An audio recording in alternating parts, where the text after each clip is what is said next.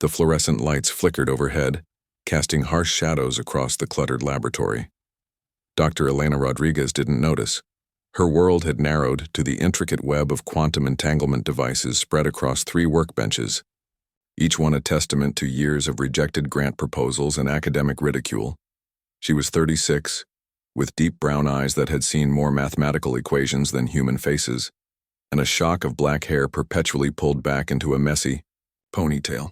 The walls of her research space told a story of desperation and brilliant madness.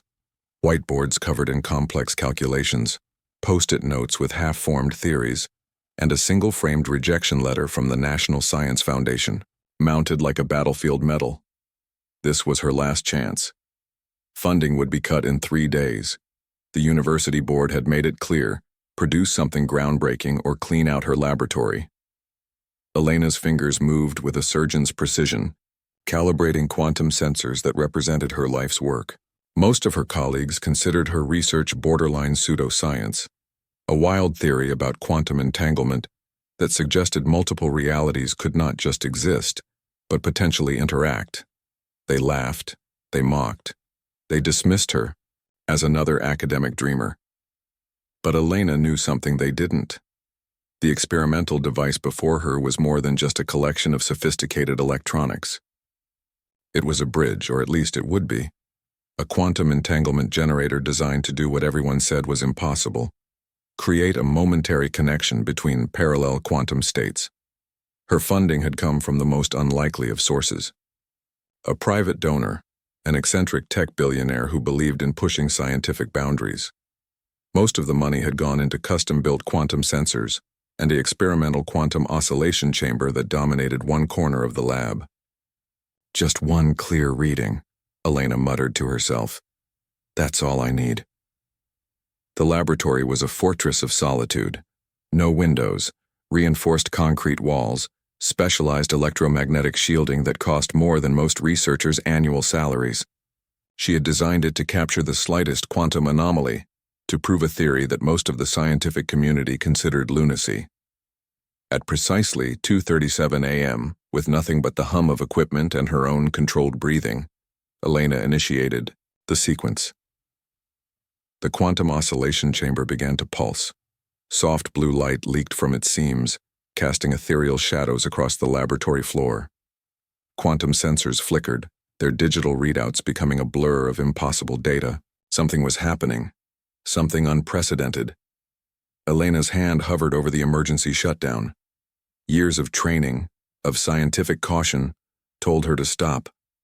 But something else, a deeper instinct, a scientist's ultimate curiosity, kept her fingers absolutely still. The first sign that something had gone fundamentally wrong came when the air itself seemed to ripple. Not like heat rising from pavement, not like a mirage, but as if reality itself was becoming translucent, malleable. Her quantum sensors went haywire. Readings that should have been mathematically impossible began cascading across multiple screens. Quantum states overlapping. Probability, waves collapsing in ways that defied every known physical law. And then, for a fraction of a second that felt like an eternity, Elena saw them. Other realities, not images, not projections, but raw, unfiltered quantum states of alternate existences. In one, she was a celebrated physicist accepting a Nobel Prize. In another, she had abandoned science entirely, working as a high school mathematics teacher. Hundreds of potential lives, potential worlds, potential universes, all bleeding into each other like watercolors. The quantum oscillation chamber erupted in a burst of blue-white energy. Sensors exploded. Computer screens shattered. The very fabric of the laboratory seemed to warp and twist. Elena Rodriguez stood at the epicenter of a quantum event that would change everything. She didn't know it yet, but she had just done what no scientist in human history had ever accomplished. She had not just observed multiple realities, she had momentarily synchronized with them, and somewhere far beyond Earth's atmosphere, alien monitoring systems lit up with an energy signature so bizarre, so unprecedented, that entire civilizations would soon turn their attention to a small laboratory and the woman who had just rewritten the fundamental understanding of cosmic existence. The accident was only the beginning. The massive alien vessel materialized above the research facility, with zero atmospheric disturbance, a technological marvel that would have made any human physicist weep with scientific joy. Its hull shifted between states of solidity, a quantum camouflage that made it simultaneously present and somehow not quite real. Inside the vessel's primary observation deck, Zixtar reviewed the impossible data streams for the 100th time. His species, the Varkeshi, were renowned across 17 galactic sectors as the most meticulous observers of cosmic phenomena. With skin the color of burnished mercury, and eyes that could perceive quantum fluctuations invisible to most sentient beings, Zixtar had investigated thousands of potential technological breaches. But this was different. The quantum signature they'd detected defied every known scientific protocol. It wasn't a weapon. It wasn't an advanced communication system. It was something far more terrifying, a fundamental disruption of quantum mechanics that suggested an entirely unknown mode of existence. Preliminary analysis complete, announced his secondary research director, a holographic projection with crystalline features. Origin point, Earth. Specific location, research facility, Alpha 9, geological coordinate 37.7749 degree on N, 122.4194 degree on W. Detected species, Homo sapiens. Zixtar's secondary respiratory nodes flared, the Varkeshi equivalent of a human raised eyebrow. Humans, the most unremarkable species in the current galactic census, a civilization barely past nuclear technology, still arguing about climate change and social media while the rest of the cosmos had moved beyond such primitive concerns. And yet, this impossible quantum event had emerged from their primitive research facility. The decision was immediate. First contact protocols would be initiated, but with an unprecedented level of caution. Whatever had generated that quantum signature was either a catastrophic accident or the most significant scientific discovery in millennia. Zixtar selected himself for the initial reconnaissance. His reputation preceded him.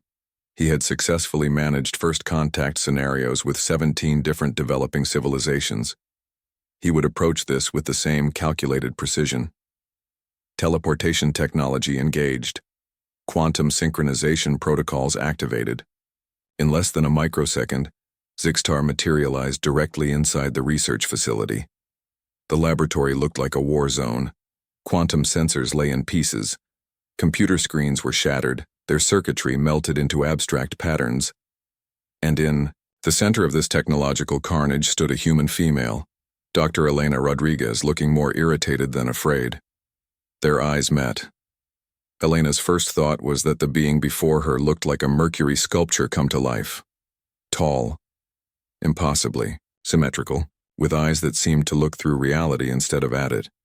Zixtar's first thought was equally surprising. This human looks like she's more annoyed by my arrival than terrified.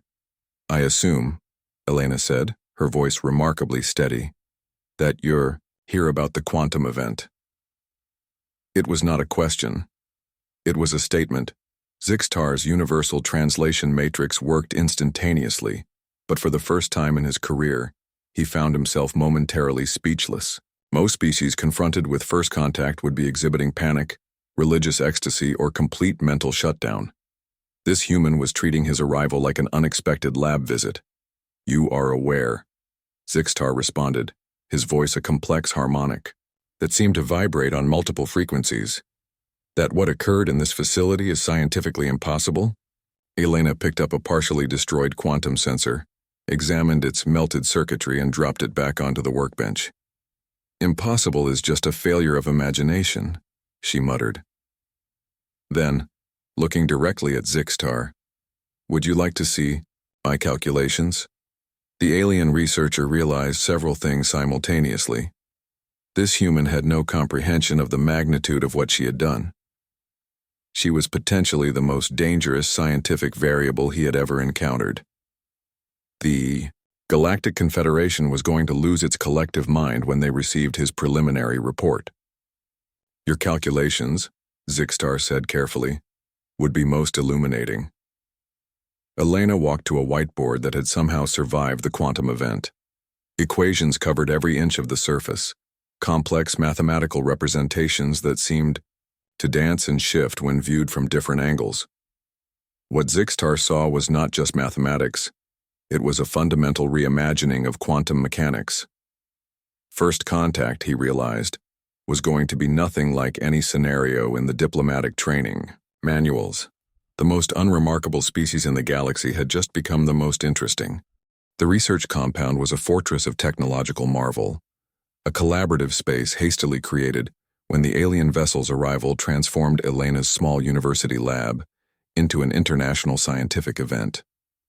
Varkeshi quantum analysis chambers surrounded her, their crystalline surfaces pulsing with energy that seemed to breathe and shift like living organisms. Dr. Kira Nakamura, the lead human researcher assigned to work with the alien scientists, watched Elena with a mixture of professional admiration and growing unease. "Are you absolutely certain you want to do this?" she whispered. Elena didn't even look up from the quantum calibration device she was adjusting. Certainty is a luxury for those without imagination. The Varkeshi research team, led by Zixtar, had spent 47 hours analyzing Elena's initial quantum breakthrough. Their conclusion was both terrifying and revolutionary. Her quantum event was no accident. It was a deliberate or perhaps instinctive manipulation of reality itself. "Initiate quantum synchronization protocols," Zixtar commanded, his mercury-like skin shifting with intricate patterns that represented complex mathematical calculations. The chamber around Elena began to hum, not with electricity or mechanical vibration, but with a sound that seemed to come from somewhere between reality and possibility. Quantum sensors from 3 different alien civilizations tracked her every movement, every breath. Elena closed her eyes. What happened next defied every known scientific understanding. She began to speak. "In this reality, I'm a quantum physicist." Her voice was calm, clinical. "But in the reality adjacent to this one, I'm a high school mathematics teacher in Chicago. Different choices, different path, same fundamental self." The quantum sensors went wild. Impossible data streams cascaded across multiple holographic displays. The Varkeshi researchers exchanged looks of profound shock. Zixtar's translation matrix struggled to keep up. The information Elena was providing wasn't just observation. It was quantum navigation of a type they had never seen. "Another reality," Elena continued, her eyes still closed. "I'm a theoretical mathematician working for a private research institute in Tokyo. My mathematical models are slightly different, but the core research is similar. In that reality, I discovered a quantum entanglement principle 5 years before my current research. Each description was a knife edge of scientific precision." She wasn't speculating. She was reporting. Dr. Nakamura watched in stunned silence as the alien researchers began a furious exchange in their native language, a communication that involved not just sound, but complex skin color modulations and quantum-level information exchange. Zixtar approached Elena, his mercury skin now a swirl of deep crimson and electric blue, colors that represented extreme scientific excitement in Varkeshi physiology. "Do you understand what you're doing?" he asked. Elena's eyes opened. They were different now, not just in expression, but in a way that suggested she was seeing multiple realities simultaneously. "I'm collecting data," she responded simply. The truth was far more complex. Elena wasn't just observing parallel realities. She was synchronizing with them, experiencing them. Her quantum navigation was so precise that she could describe minute details of alternate existences with clinical precision. The Varkeshi had a term for what was happening, a concept so profound that it had been theoretical for millennia: quantum convergence, the ability to not just observe multiple realities, but to momentarily exist within them. No species in the known galaxy had ever achieved this, not in millions of years of scientific exploration, and here was a human, doing exactly that. In another reality, Elena said suddenly. This research facility doesn't exist. Instead, there's an agricultural field. Corn, soybeans, a completely different technological trajectory for human development. The quantum sensors reached a fever pitch of data collection. Multiple research teams across the alien vessel were witnessing something unprecedented. Zixtar realized a fundamental truth in that moment. Everything they understood about cosmic development, about species potential, about the very nature of reality, was about to change. Humanity was no longer just another developing species. They were something else entirely. A wild card. An unknown variable. A potential that defied categorization. As the quantum synchronization reached its peak, Elena Rodriguez opened her eyes. And for a brief moment, they weren't just human eyes anymore. They were windows into infinite possibility. The United Nations Special Scientific Council chambers erupted in chaos. Ambassador Dr. William Chen stood at the podium, his hands gripping its edges with white-knuckled intensity. Behind him, a holographic display showed Elena Rodriguez's quantum research, alien analysis reports, and potential global implications that defied comprehension. Ladies and gentlemen, Chen's voice cut through the pandemonium. We are no longer just a planetary civilization. We are a potential multiversal variable. The delegates from various nations represented a spectrum of reactions. The Chinese delegation looked like they were calculating military applications. The Russian representatives seemed simultaneously terrified and intrigued. The American contingent appeared more concerned with technological superiority than scientific discovery. Zixtar watched from a specially designed observation platform, his quantum adaptive translation matrix capturing every nuanced conversation. The Varkeshi had protocols for dozens of first contact scenarios, but nothing prepared them for humanity's response to potential multiversal discovery. Dr. Rodriguez represents an unprecedented threat and opportunity, spoke Ambassador Elena Volkov from the Russian delegation. Her tone was clinical, almost predatory. Her ability to navigate quantum realities is not just a scientific breakthrough. It's a potential weapon of unimaginable complexity. A holographic representative from the Galactic Observational Council materialized, a crystalline being named Nexatal, whose body seemed composed of living mathematics. The human is unpredictable, Nexatal stated. Unpredictability is the most dangerous variable in cosmic development. At that moment, Elena herself wasn't in the chamber. She was in a secured research facility, surrounded by the most advanced quantum monitoring equipment humanity and its new alien allies could assemble. Her current experiment involved attempting to stabilize her quantum navigation abilities. 3 different alien civilizations had already made discreet contact with human government representatives. Their offers were as varied as their biological structures. The Varkeshi offered advanced quantum research technologies. The silicon-based Kreltak proposed genetic modification studies. The energy state beings from the Nexus Collective suggested complete cultural exchange programs. Each civilization saw Elena as a potential key to understanding fundamental cosmic mechanics.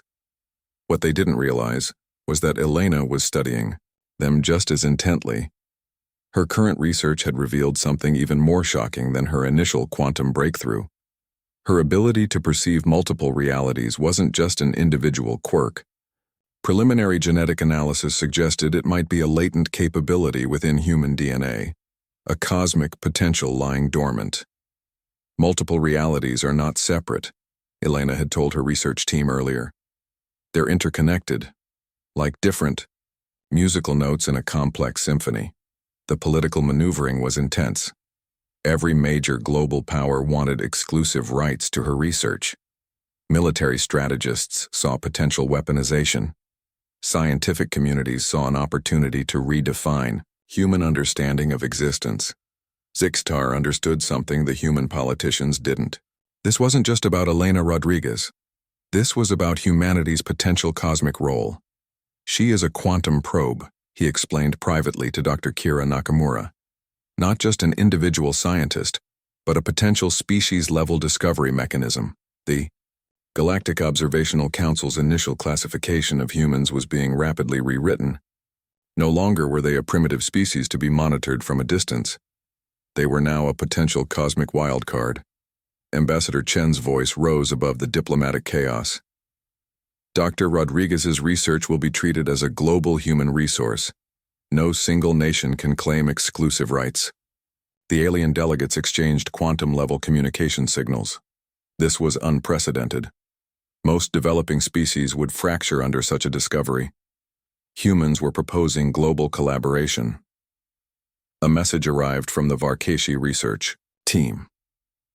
Elena had successfully maintained quantum synchronization for 17.3 seconds, a new record that shattered every previous multiversal observation protocol. The cosmic political battlefield was just beginning, and humanity was about to change everything. The attack came without warning.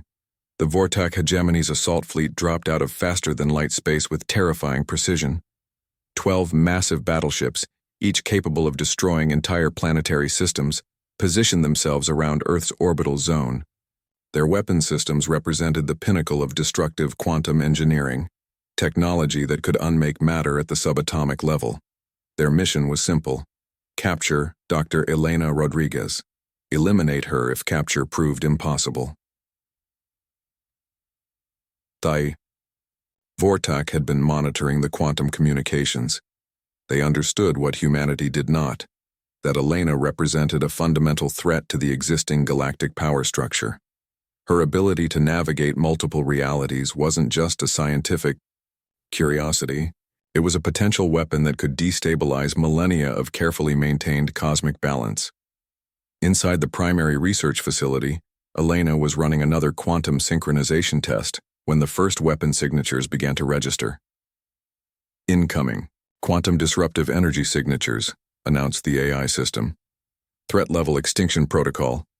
Dr. Kira Nakamura's hands flew across the quantum interface. They're targeting the facility directly.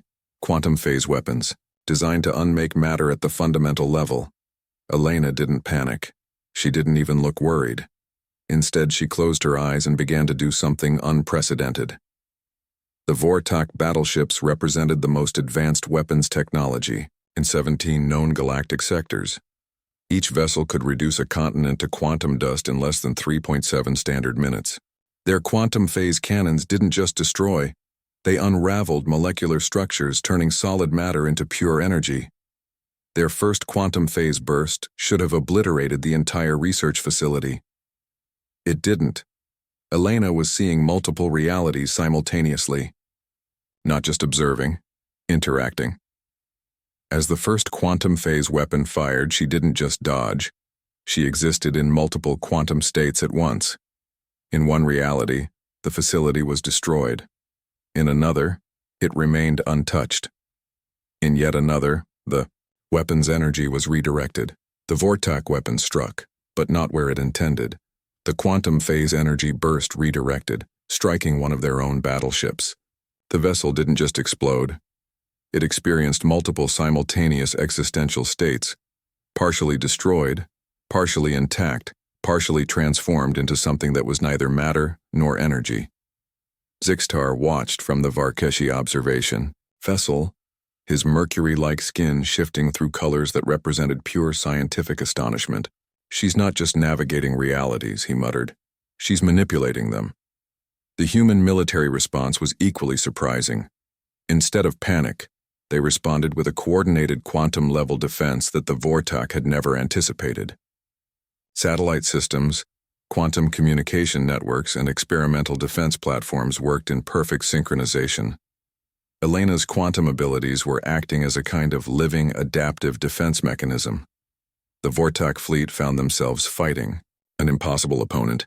Their weapons would strike a target, only to find that the target existed in multiple quantum states simultaneously. Missiles passed through buildings. Energy weapons dissipated before impact. "This is impossible," growled Commander Vexnar of the Vortak assault fleet. "No species can do this."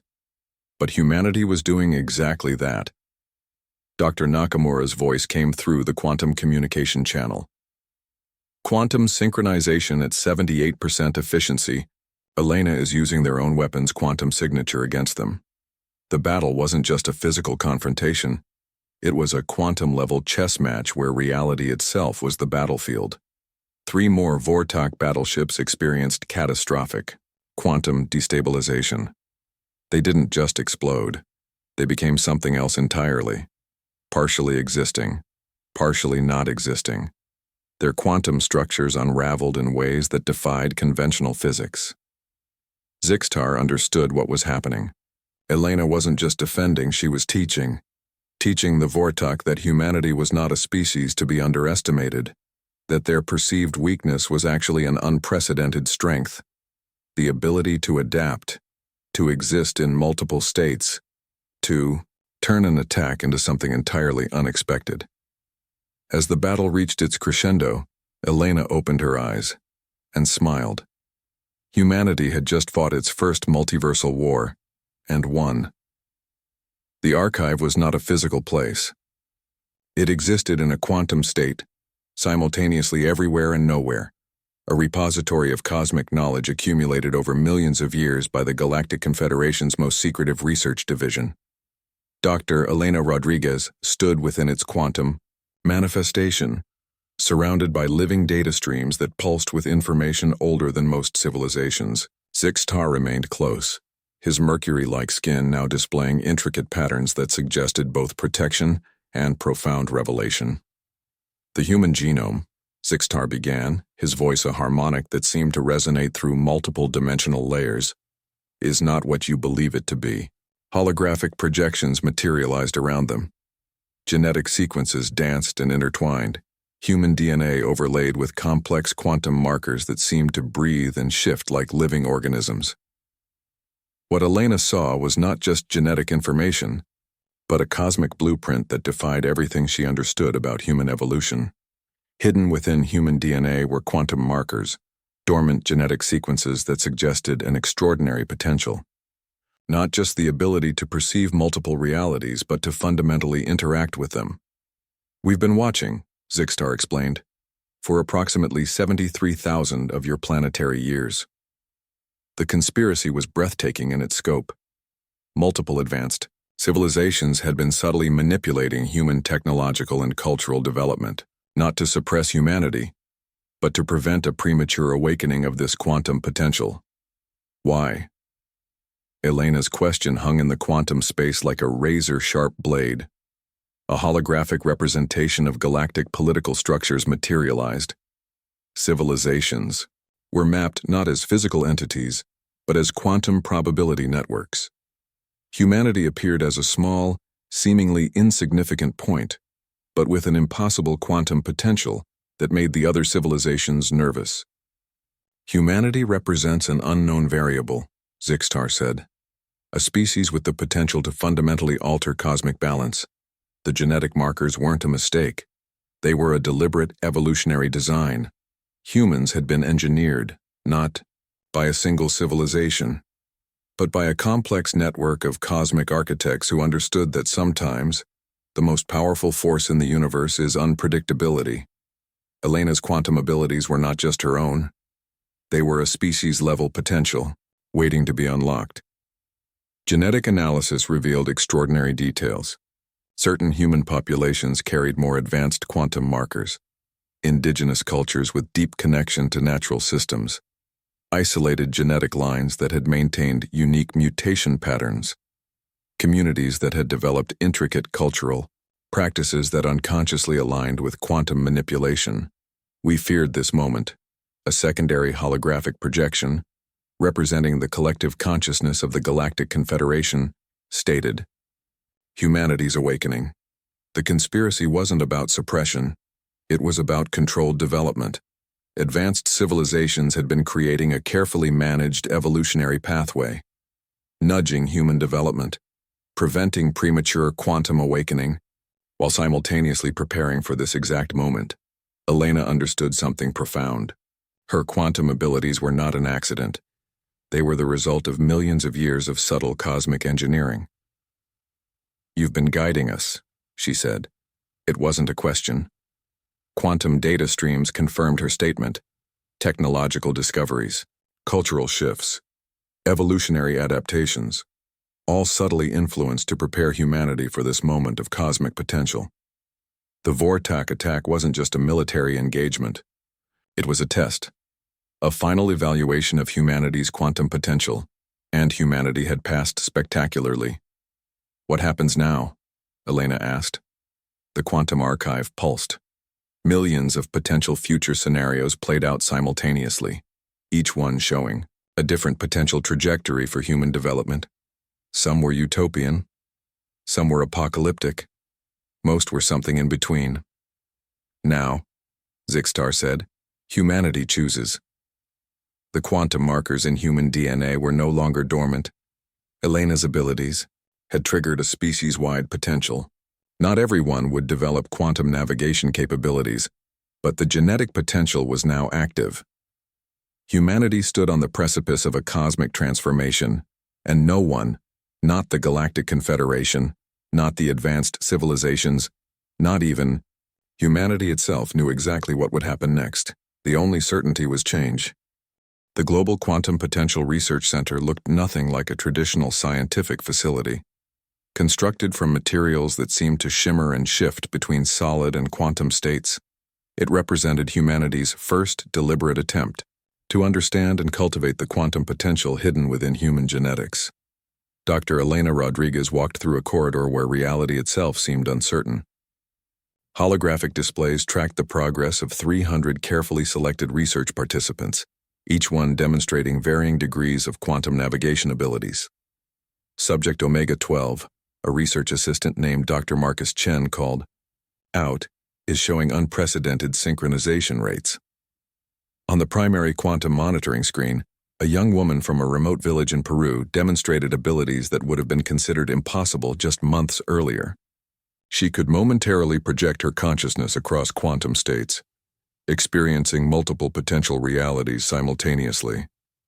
The research center was a global collaboration. Participants came from every continent, every cultural background. What united them was a genetic potential that had lain dormant for thousands of years. Not everyone could achieve full quantum navigation, but everyone carried the potential. Zixtar observed from a quantum adaptive observation platform, his mercury-like skin displaying complex patterns that represented scientific excitement. The Varkashi researcher had become humanity's primary quantum research advisor, a role that would have been unimaginable mere months earlier. "We are witnessing something unprecedented," Zixtar announced to the assembled researchers. Not just individual development, but a species-level quantum awakening.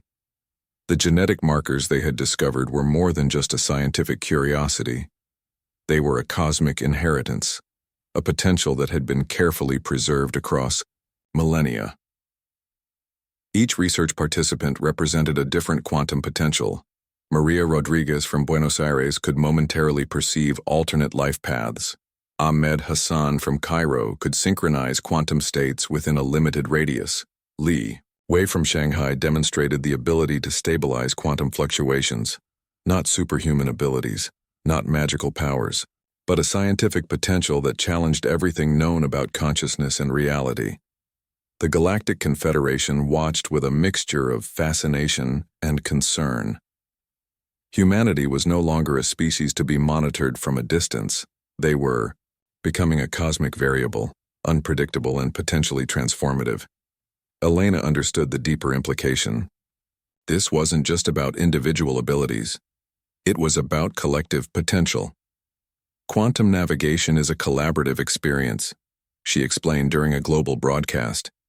We're not just exploring multiple realities. We're understanding the interconnectedness of all potential existences. The first human quantum navigation training programs began.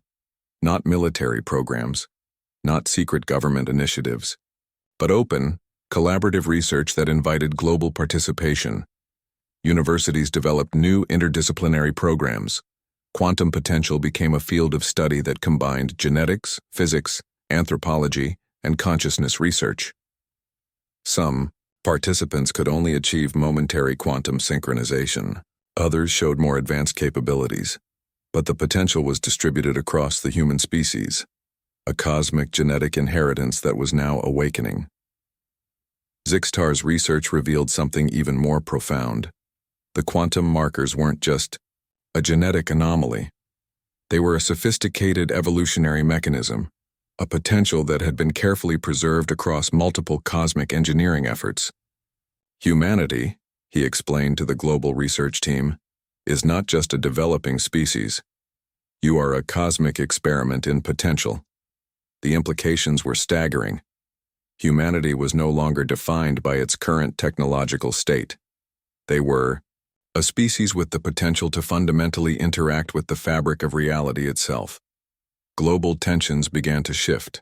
Traditional geopolitical conflicts seemed increasingly irrelevant in the face of this collective potential. Nations that had been historical enemies began collaborative quantum research programs. We are rewriting the understanding of human potential, Elena told a packed international conference. Not as individuals, not as nations, but as a collective species. The Quantum Research Center became a symbol of global collaboration, a place where human potential was explored not as a competitive endeavor, but as a collective journey of discovery. Zixtar watched the human researchers with a sense of profound respect. Humanity was doing something no other species had ever achieved, awakening a collective potential with open, collaborative scientific exploration. The cosmic inheritance was becoming a cosmic opportunity, and no one, not the researchers, not the Galactic Confederation, not even humanity itself, knew exactly what would emerge next. The only certainty was transformation. The quantum convergence arrived without fanfare, but with profound consequence. Exactly 7 years after Elena Rodriguez's initial quantum breakthrough, humanity crossed a threshold that would be remembered as the most significant moment in our species' history. It wasn't a single event, but a gradual awakening that transformed everything. The first sign came during the Global Quantum Symposium. Delegates from 193 nations gathered, alongside representatives from 17 different alien civilizations. What began as a scientific conference became something far more profound. As the primary quantum resonance chamber activated, something extraordinary happened. Reality itself seemed to breathe. Dr. Elena Rodriguez stood at the center of the chamber, no longer just a scientist but a living bridge between multiple existential states. Her body was simultaneously present and not present, a quantum manifestation that represented humanity's newfound potential. Zixtar, now more colleague than alien observer, watched with a mixture of scientific fascination and deep respect. The mercury-like skin of the Varkashi researcher shifted through colors that represented emotions beyond human comprehension. Wonder, excitement, a profound sense of cosmic significance. The quantum markers they had discovered were more than a genetic anomaly. They were a cosmic inheritance, a potential that had been carefully preserved across millennia by civilizations humanity had never even imagined. Quantum navigation was no longer an individual ability. It had become a collective human experience. Cities began to shimmer at their edges, not physically but in quantum states. Moments of potential coexisted, a street corner simultaneously showing multiple potential realities. A building existing in several states at once. People experiencing fragments of alternate lives, alternate choices. It wasn't chaos. It was understanding. The Galactic Confederation watched in astonishment. Humanity was doing something no species had ever achieved, transforming collective consciousness through quantum potential. We are not conquering multiple realities, Elena explained during a global broadcast that was simultaneously translated across 17 different alien communication protocols. We are learning to understand them. The transformation was subtle yet profound. A teacher in Buenos Aires momentarily experienced her life as a quantum physicist. A farmer in Kenya saw potential harvests across multiple possible futures. A child in Tokyo briefly understood the interconnectedness of all potential existences. Humanity's approach was uniquely human, not through military conquest, not through technological dominance, but through curiosity, through a profound desire to understand. The alien civilizations that had watched humanity for millennia now saw something entirely unexpected. Humans weren't just navigating multiple realities. They were learning from them, growing with them, understanding the profound interconnectedness of all potential existences. Quantum research centers became the new cathedrals of human understanding. Not isolated facilities, but global, collaborative spaces where potential was explored collectively. Traditional human conflicts began to dissolve. When you can momentarily experience multiple potential lives, national boundaries seem painfully arbitrary. Economic systems transformed. Political ideologies became fluid. The very concept of individual identity expanded.